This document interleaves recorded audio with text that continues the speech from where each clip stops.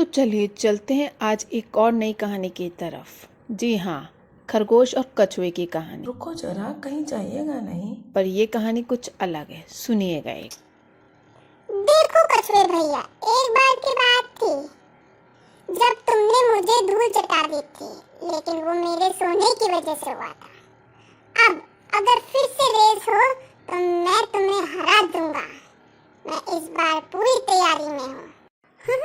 अरे भाई खरगोश, तुम तो हर बार ही यही कहते हो, लेकिन तुम्हारी चालाकी के बावजूद भी मैं जीत जाता हूँ।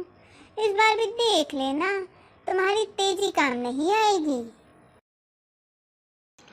अब कछुआ भले ही धीमा था, लेकिन उसका दिमाग तेज था। दूसरी तरफ खरगोश बहुत तेज दौड़ता था, लेकिन दिमाग की कसरत उसे कम पसंद आती थी।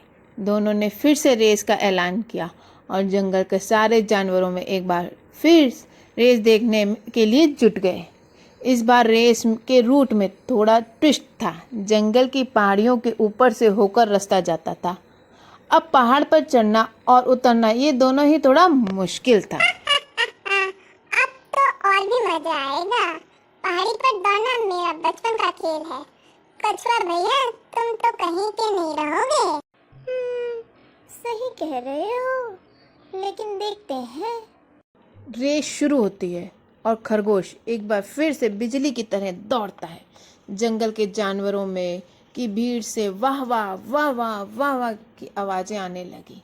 खरगोश को लगा कि इस बार कछुआ उसकी धूल ही नहीं देख पाएगा। उधर कछुआ धीरे धीरे आगे बढ़ रहा था, मगर उसके चेहरे पर कोई चिंता नहीं थी। खरगोश ने अपनी तेज रफ्तार के साथ आधे से ज़्यादा रास्ता जाकर पार कर लिया। दूर से देखा तो कछुआ तो अभी भी पहाड़ी के नीचे ही था। तो खरगोश ने सोचा, क्यों न थोड़ा आराम ही कर लूं। कछुआ तो बहुत दूर है, तब तक थोड़ी चाय भी पी लेता हूँ। खरगोश ने वहीं एक छांव देखी और वहाँ जाके बैठ गया और चाय पी और नींद की एक झपकी लेने का सोचा। अब इधर कछुआ अपनी धीमी धीमी गति से पहाड़ी पर चढ़ता रहा, लेकिन जैसे ही खरगोश की झपकी पूरी हुई वो दौड़ने लगा। उसने देखा कछुए ने एक अजीब चालाकी दिखाई। उसने खरगोश को देखकर कहा, अरे खरगोश भाई, तुमने तो बहुत तेज दौड़ लगाई, लेकिन क्या तुमने ऊपर के जंगल में शहद के बारे में सुना है? मैंने सुना है वहाँ सबसे मीठा शहद मिलता है। ओह हाँ, शहद शहद मैंने सुना तो है, पर कभी चखा नहीं है। क्या तुमने चखा है?